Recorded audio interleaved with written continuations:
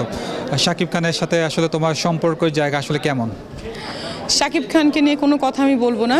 I think আপনারা শাকিব খানকে জিজ্ঞাসা করবেন, তাহলে আপনারা সুন্দর you will get a good answer. আমি শুধু জানতে চাই যে আসে না বন্ধুত্বের জায়গা বা সম্পর্কের জায়গা, অ্যাজ এ কলিগ বা যেটাই হোক না কেন, সেই জায়গাটা কেমন?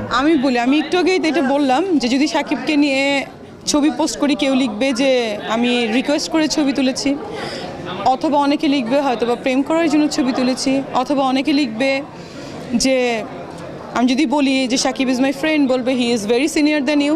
আমি যদি বলি হি ইজ মাই বয়ফ্রেন্ড, বলবে তার দুটো ওয়াইফ আছে, বাচ্চা আছে। সো আমার কি বলা উচিত? শি ইজ এ মানে কি বলে আমাদের co artist, senior co artist, he is a mega star.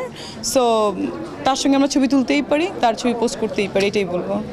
তোমার আসলে আজকে আউটলুকে দেখতে পাচ্ছি যে গর্জিয়াস একটি ড্রেস, মানে এই গর্জিয়াস ড্রেসের আসলে দামটা খুব জানার